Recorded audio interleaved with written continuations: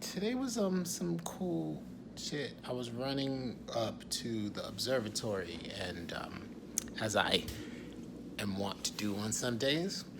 And I had this thought, I was thinking about this interview that I got sent on Twitter, thank you for that, with Robin Williams and George talking about Jar Jar. And I had this thought about that conversation, and it was something other than the fact that George still didn't give me credit in that interview when he should have, and I think that's one of the big reasons why I faced what I faced. But the other thing he talked about was stereotype.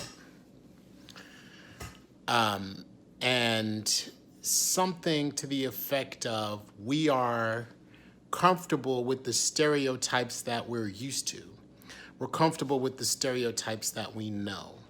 And when something is up, and this is me paraphrasing, but when something is up to interpretation, we get uncomfortable with the stereotype. And it's also very easy to criticize it. I was thinking about, there's a story. I was asked years ago to audition for the Green Mile. I didn't end up auditioning because here's how the story goes. The casting director calls me and he's like, oh, okay, would you like to audition for the Green Mile? And I was like, well, can I see the script? And she was like, well, I can't quite send you the script yet. Can you put yourself on tape? And I was like, sure. And she said, how tall are you? And I said, I'm 6'2". And then she said, can you be 7 feet? This is a true story. Can you be 7 feet? I didn't know how to answer that question. The obvious answer is no, I can't be 7 feet. But I did want a shot at the audition, right? I told her, well, I'm 6'2". That's about it. I max out at 6'2". I don't think I could be 7 feet. And she said, okay, well, we're looking for somebody who's kind of like 7 feet tall. And I was like, well, that ain't me. So thanks for the opportunity and just let it go. Eventually, Michael Clark Duncan, God rest his soul, got the part and got nominated for an Oscar for The Green Mile. Now, no disrespect to Stephen King, Tom Hanks, or Michael Clark Duncan, rest his soul. That is a very stereotypical black role, and everyone was okay with it. They were okay with it so much that Michael Clark Duncan had a wonderful career after that, and he was nominated for an Oscar. The only person that I saw had a big problem with it was one of my personal heroes, Paul Mooney. Now, me and my homeboy, brother from another mother, Anthony Sparks, he and I would go see Paul Mooney. For those who don't know, find out. I'm not even gonna explain to you who Paul Mooney is. You should know. So we went to Caroline's in New York, and Paul Mooney starts being Paul Mooney, and he talked about the Green Mile. And he had a huge problem with it, and proceeded to just disassemble that entire movie because of racial stereotype. And Paul Mooney's, that's his, wheelhouse. He talks about race. And he really talks about race, in ways that make a lot of people uncomfortable. And he is one of the thought leaders behind race that doesn't get enough credit, in my opinion. So I remember when he was talking about the Green Mile, and I was thinking, I feel the same way about that movie, but I couldn't really say anything. And after facing the enormous backlash that I faced, I was really gun shy about talking about anybody else's performances being stereotypical because it really is up to interpretation, and it's also intent on the actor's part.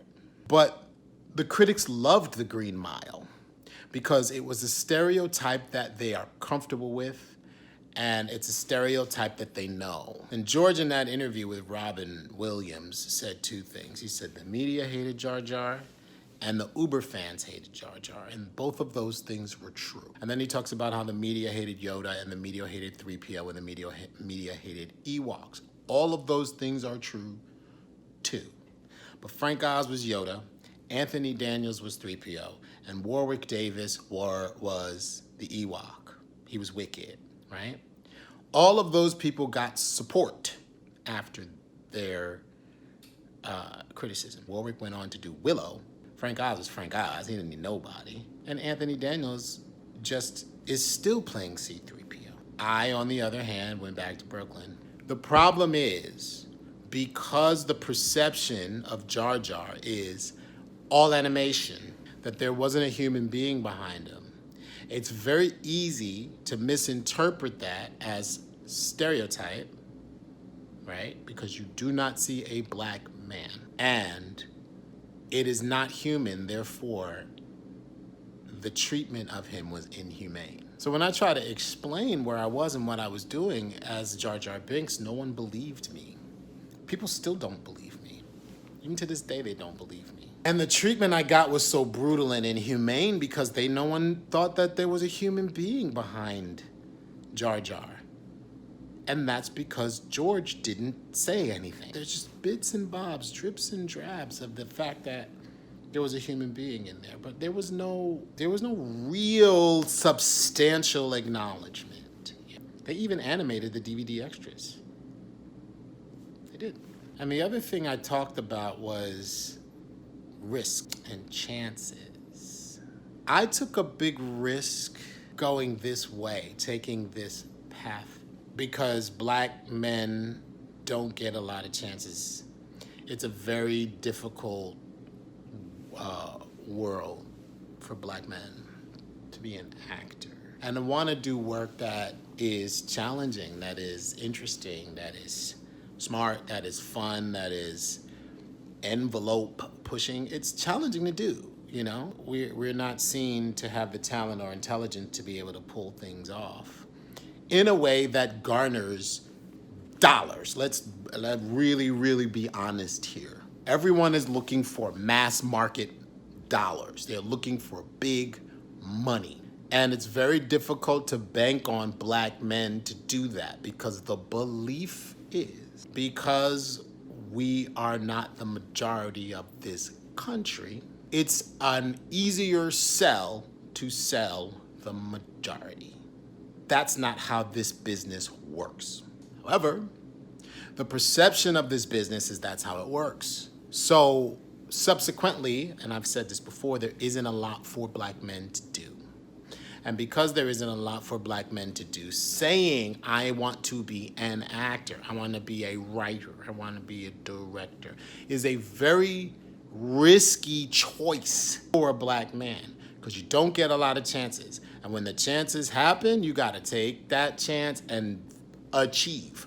Not just achieve, you have to knock it the fuck out of the park. And when you don't, it's the end. Yeah? It is very rare that you get another chance. We're told this shit as young children, as black boys. Why? Because it's really easy to get locked up and or shot and killed for being. So what led me to like going, well, this was good. This life was nice at 26 was the fact that life was over. Well, I'm a black boy. I'm in an industry that doesn't really have a lot for black boys and I don't get a lot of chances and this chance is done. The world hates me. The world doesn't even acknowledge me. I am a fucking racial stereotype. Black people, my own people don't respect me. I've lost all the respect of my peers. I've lost all the respect of my black people. No one wants me. I don't have a career. Yeah, all right. I'm done. Nice life. What next? And there was a bit of, I'll show you in there too, to be honest. They'll be sorry. I thought that shit. I did. They'll be sorry. When I jump off this bridge, They'll all be sorry. And then they'll just be like, why did we make fun of him? Why did we say these things about him? Why did we ignore him? They'll be sorry. They'll be at my funeral crying, going, they'll be sorry. And I was like, what the fuck am I talking about? And they're not gonna fucking, how am I gonna know? How am I gonna know if they're gonna be sorry? I'll be gone. Would I even care if they'll be sorry?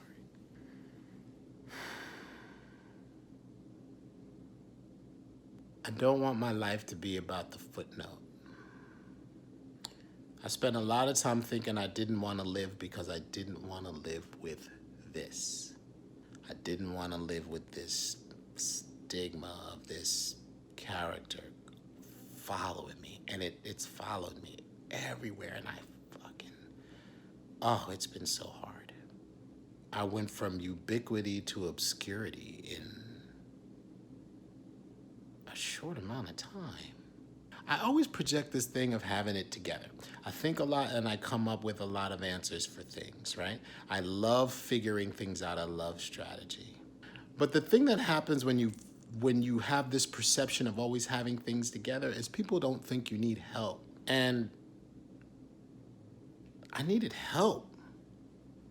I needed help back then when Phantom Menace came out. Nobody helped me. I needed help. I was crying for help. And here's a dirty little secret about Hollywood. Nobody does it alone.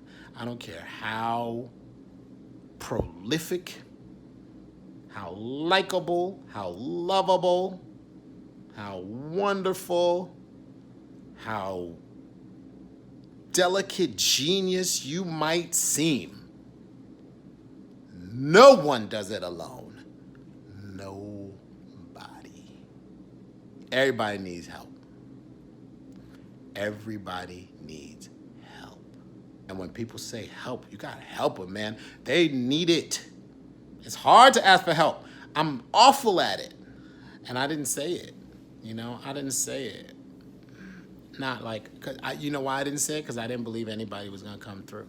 I didn't believe nobody was going to have my back, I didn't believe I was going to get help. And I didn't believe I was worthy of it,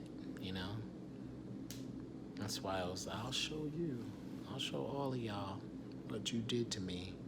I'm going to fucking swan dive off this Brooklyn Bridge, and y'all going to all feel sorry. I'm glad I didn't do it.